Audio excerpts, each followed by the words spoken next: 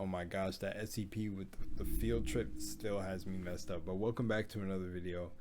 Ladies and gentlemen, sending out a lot of love. This is SCP-2718. What happens after death? By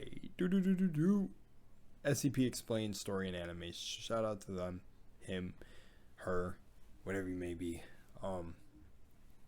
Yeah, if you want me to take down my video, I don't mind. I'm actually literally still stunned after that last one. That last SCP, if you're someone who may be new here to the channel or anything, go check out SCP. This one might even get going too. It's SCP-2318, the field trip. That one actually mind-boggled me for a little bit. But yeah, other than that, I upload every day. So subscribe if you want to. Let's just get into this. I'm wasting too much time. Let's go. Before we begin this video, there's something really important we need you to do. Just remember this phrase while you're watching. It's crucial that you don't let these 4 words slip out of your head. No, not another phrase. The last one had a phrase. Oh my gosh, the last one was literally, you do not recognize the bodies in the water. We're about to get a phrase here too. Jesus, okay. Even for a split second. You can even pause the video and repeat the sentence to yourself a few times, just to get it to fully sink in. Remember, please, belief is the key. We've all wondered at one point or another what happens after our lives draw to their inevitable close and we take our last breath in the land of the living.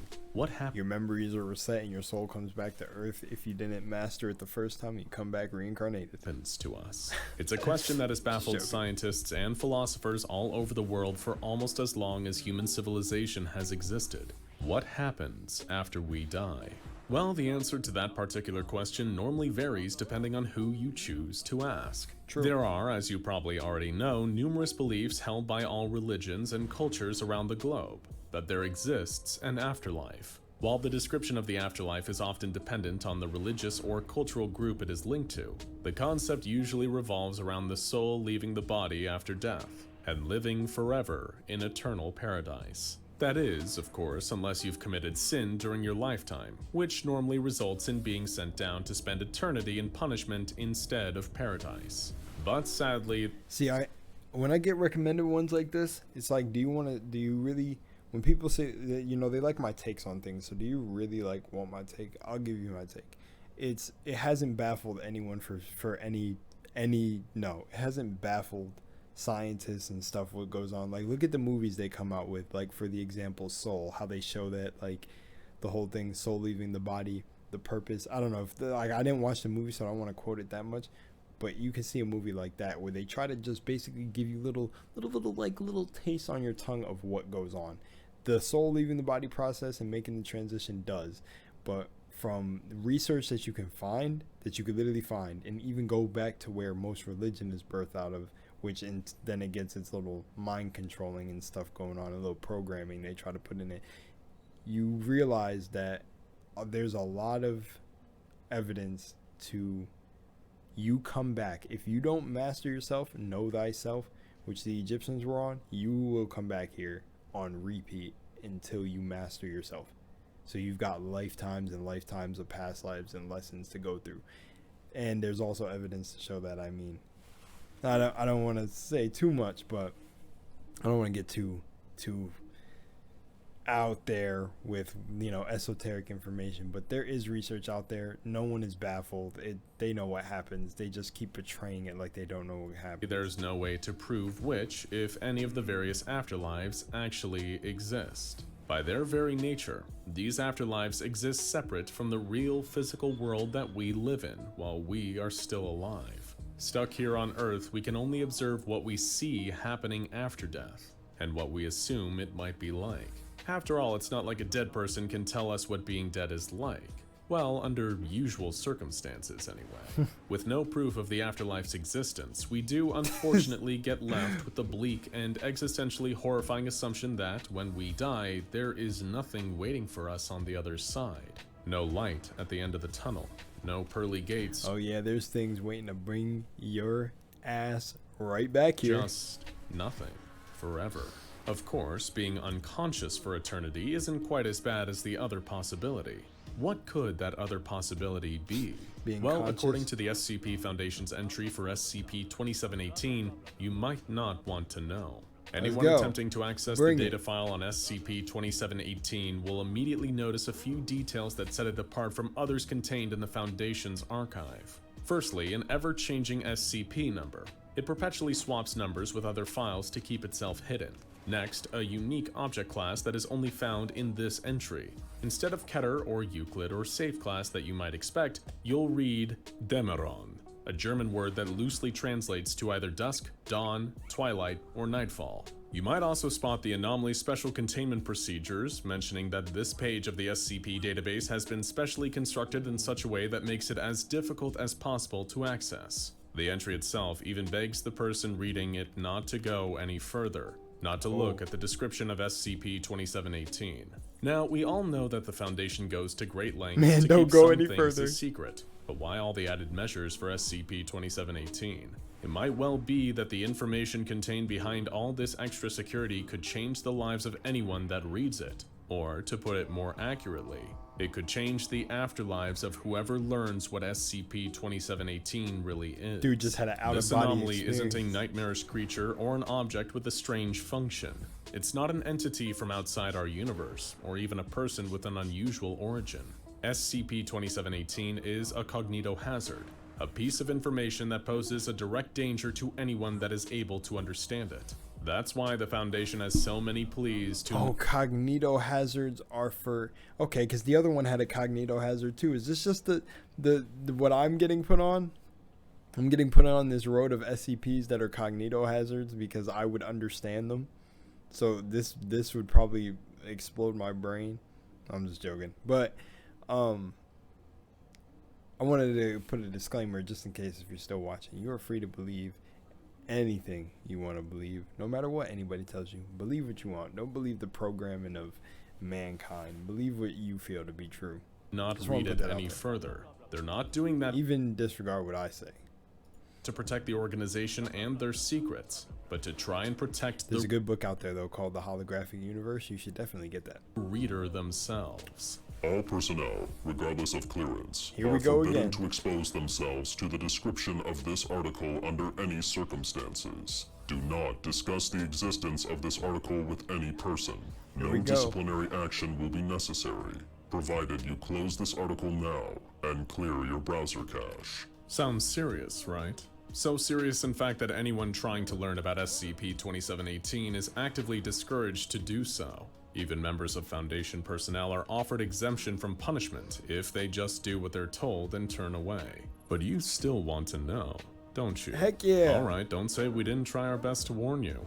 You've ignored all the signs. The repeated warnings to not look any further into SCP-2718, to not look at its description or pass that information on to anyone else. No, you just had to keep digging deeper and deeper, didn't you?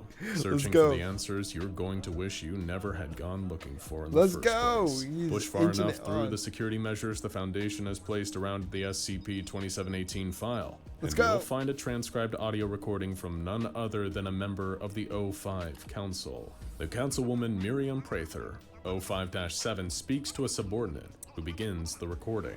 As it starts, she talks about how the various members of the O5 Council have used various anomalous means and sometimes other SCPs to artificially extend their lifespans. Oh. The Council is functionally immortal. Boring, right? Anyone who knows enough about the SCP Foundation already knows that functional immortality is what has kept the O5s in power for so many decades. Oh, But okay. what you might not know is that there was one council member who didn't. His name was Roger Sheldon.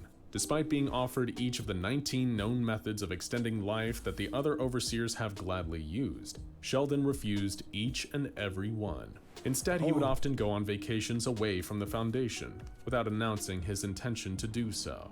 Both doing this and refusing to become immortal in some ways are actions that are now forbidden for any member of the O5 Council, presumably because of Roger. On one of his impromptu trips away, Roger Sheldon died from a stroke. Given that he didn't let anyone know where he was planning on going, he was sadly left to rot after his death. However, Roger possessed an important anomalous artifact in his possession at all times, meaning that the SCP Foundation was keen to recover his body and, by extension, this object. He also had knowledge of a unique keyword, a phrase referred to as a shibboleth, which the other overseers needed to extract from Sheldon. But how do you get information from a dead man? Well, you bring him back to life, of course. And we're not talking about the normal kind of resurrection the Foundation often indulges in, which is really just glorified cloning. This is the ripping of an actual soul back from the void, placing it inside its body once more, so it can live again as it once did. Eventually, after 14 years of searching, Roger Sheldon's remains were exhumed and then returned to the Foundation. There, his personal... It's actually funny that they're talking about this as an SCP, because if you look into some Egyptian this is hearsay. I didn't look into it as much myself, but I heard someone mention this. If you look into a lot of Egyptian texts and stuff like that, they were able to bring somebody's soul back. They could bring it down, like bring your soul back and judge, like bring your soul on trial to judge if your heart was lighter than a feather. So it sounds like what they were dabbling into. It's funny how like everything repeats itself or comes out in different fashions. Like you're hearing about this through an SCP, and I'm bringing it to you as something that's heard to be a real thing. No belongings were recovered. I don't know about bringing it into the Egyptians were actually keen on not letting the soul return back to the body, and that was hence the mummification process, but including the mysterious artifact. A part of it. Then, just as planned, they revived Roger in order to recover the shibboleth from his memory. This would The O5 Council had commissioned the creation of a brand new body for Roger, one that perfectly matched his old one in every conceivable detail. Wow. And it worked. What was odd was that the formerly deceased overseer, who had refused to extend his lifespan and live forever, seemed overjoyed to be brought back from the dead. The resurrection seemed to work exactly as intended, even better in fact, with Roger now firmly back among the living. He appeared to have a newfound interest in preserving human life and empathy for others that he'd never shown before. Sheldon was concerned about personnel safety and containment protocols in a way he hadn't been before his stroke. But this apparent compassion was underscored by something else. Caution. Roger never went anywhere without an entourage of medical staff and bodyguards, almost frightened of how fragile life was. You might think there's nothing too alarming about this behavior, that maybe death had given Sheldon a new perspective, an appreciation for the delicate nature of human life. But it was more than that. It was an unprecedented fear, a phobia of allowing people, anyone, to die. Then came Roger Sheldon's most unpredictable course of action. Acting against all regulations and Foundation protocols, he secretly rushed into the containment chamber of SCP-106. This anomaly is a humanoid that secretes a black goop from its body, capable of dragging human beings into a pocket dimension that it controls and uses to torture its victims. Sheldon was trying to make some kind of bargain with SCP-106 when he was detained by Miriam Prather. When told to explain his actions, Roger Sheldon eventually gave them his horrifying testimony. The reason he'd been so afraid and so cautious after his resurrection. He knew what happened after death. Cast your mind back to the start of this video. All that talk about afterlives and what really happens to us after we die. Well, there is one answer to that question that doesn't often cross people's minds. In fact, everyone who ponders the question, what happens after, subconsciously tries to overlook it, because to even think it's possible presents a whole horde of horrors in itself. What could be such a terrifying thought that we all hope it simply isn't true? It's the simple, horrible possibility that has hardly occurred to anyone throughout human history, that the dead remain conscious after their bodies have shut down. They remain aware of everything that happens to them. They are able to feel themselves slowly decaying, bones and skin withering away, buried under the cold, wasting away into nothingness day after day. Don't tell me that's what it is. That is what SCP-2718 is. After suffering his stroke, Roger Sheldon explained how he could still feel everything happening to him. Skin blistered and split in the sunlight. Biting insects descended rapidly. I felt eggs hatch. Larvae crawl, gases build and burst within me. Individual cells rupturing, interstitial fluids souring and blackening. Somehow my capacity to experience and store these sensations grew. I was aware of every fingernail and strand of hair that pulled away in the wind. He went on describing every horror he'd experienced in lurid detail as his body broke down in real time, knowing that those same images and thoughts would never leave his head. Shocked by the revelation, Miriam and the other overseer rushed to hold a meeting of the rest of the O5 Council, wherein Roger once again described his posthumous experience. Hearing what happens after death drove every council member mad, each reacting with shock, stress, and anger. One of them tried to calm the rest down, while another motioned to treat death itself as a Keter-class SCP and neutralize it. The chaos was eventually quelled when O5... Well, okay, so I just want to kind of just keep listening.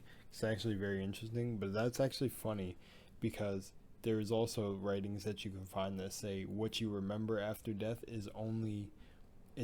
you're only remembering memories of what's going on. So if you feel pain after death, that's only because you remember what pain was. But if you're able to let all of that go, you won't experience anything like this.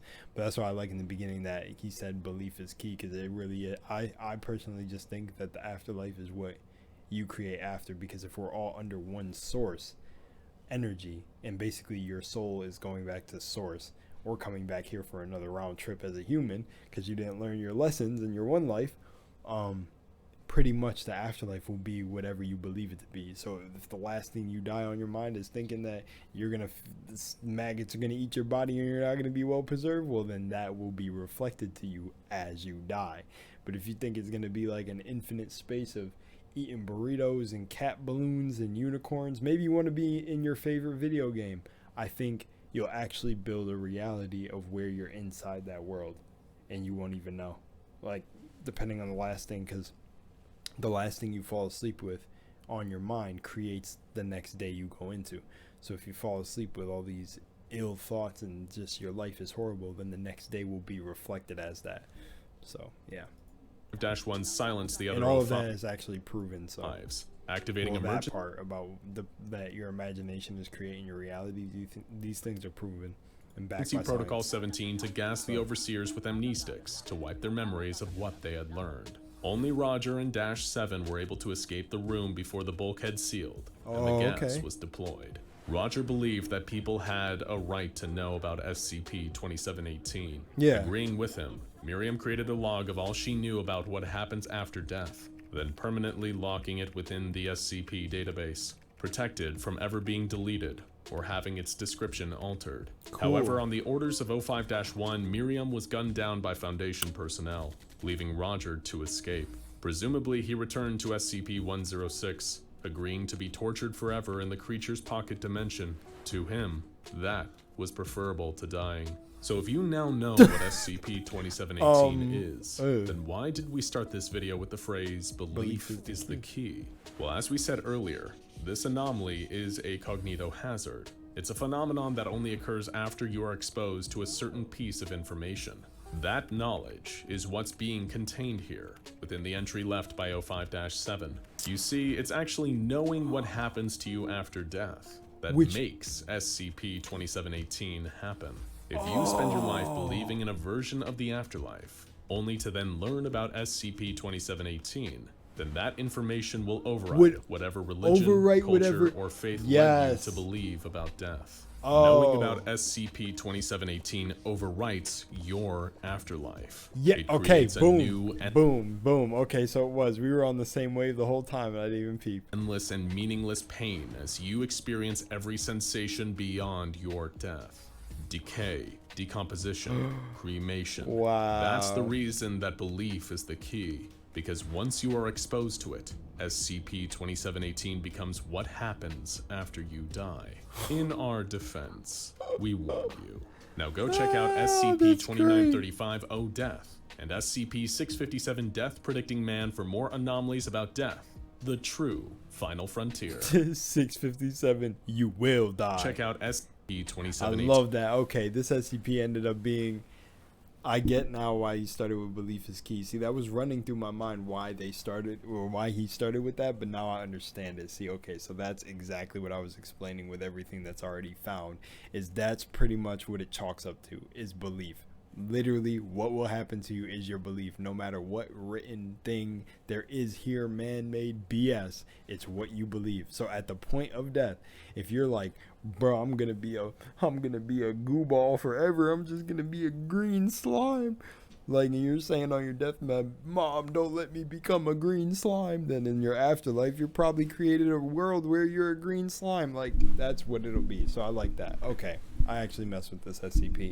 And I like the twist is that literally, if you learn what 2718 is, the cognitohazard part is you're understanding it, so you will have your whole afterlife altered because you will. It will basically not make you believe, but you will basically believe that that's what happens to you after death. Damn. So with his horrible experience he had, but that's also a weird SCP because that came about after he experienced it. So he must so it must have been birthed from his own belief. And literally what's also funny about the numbers constantly changing is almost that's like to hide itself, but that's almost like also a play on the whole fact that belief is the key, so it'll change between person to person. So it won't exactly be 2718 for everybody. It'll be like 1946 for someone or 2132, just throwing numbers, but I get it. So his fear before he died was that he would feel the decomposing and everything and wherever he died. Ooh. Damn, so then he had a random heart attack out camping. Ugh, that's tragic. They couldn't find his body. I see. Well, yeah, I'm good. I don't know. I don't really want to know what's on. Oh, well, now I know what's on 2718, but I'm going to say, yeah, nah. I was already questioning, like, what the fuck is this? So my mind's already too strong. Tell me what you think down below. Much love and moonlight, and I'll see you in the next one. Peace.